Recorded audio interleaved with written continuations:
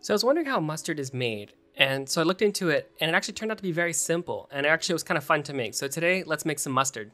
Now, frankly, there are a lot of types of mustard, but today I want to hone in on the simple yellow, quote unquote, American style of mustard, as opposed to, for example, something like Dijon or the mustards you find in Europe. So let's just go ahead and start this. Okay, the first thing we're gonna need is a clean jar to soak our seeds in. So I'm just gonna use this mason jar here. And one thing about this recipe is I'm not gonna be making a specific amount, so most of this recipe is going to be just relative. But one thing we do have to know is that there's typically two types of mustard seeds. There's a yellow or lighter style of mustard seeds, and then there's a darker and more brown variation of mustard seeds. Now for the American mustard seeds, we want to use the lighter variation, and that'll kind of get us closer to the right color that we're trying to get to. So I'm going to go ahead and fill up my mason jar with some of these mustard seeds and just follow that up with some water.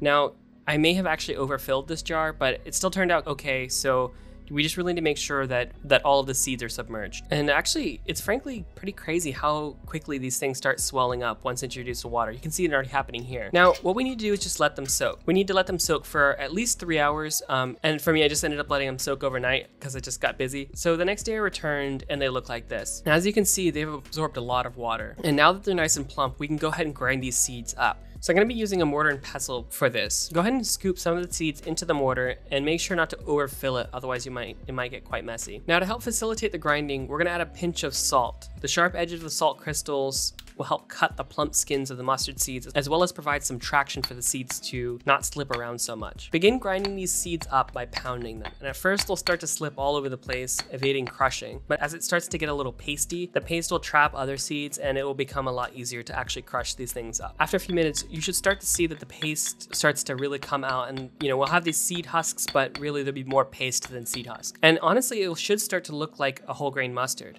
Now, if we'd use brown mustard seeds, this actually is kind of what most whole grain mustards look like. Now, once we're pretty confident we've crushed up most of the seeds, we can move on to the next step, which is to add some vinegar. So for this amount, I'm adding about a tablespoon of white distilled vinegar, at least at first. We'll add some more later if we need to. And as far as what type of vinegar, you can add whatever vinegar you want, but the original recipe calls for white distilled vinegar. Now this vinegar will not only give the final mustard its characteristic flavor, but it will additionally help thin out the mustard paste, which will help us separate it from the husk during the sieving process that's gonna come later. Mix this in, and next we're gonna add the key ingredient that makes American mustard so yellow, turmeric. This turmeric gives the mustard its bright yellow color. Otherwise, it would be closer to a pale yellow, something like Dijon. It does add, I suspect, a small amount of flavor, but it's really mostly added for the color. And a little turmeric goes a long way. And also it stains like all get out, so be careful what the stuff touches unless you really want it to be orangey yellow practically forever. So we're just gonna need to mix the turmeric in, and once we're done with that, we're ready to move on to separating out the mustard paste from the husks themselves. Place the mustard into a sieve and have that sieve over a bowl.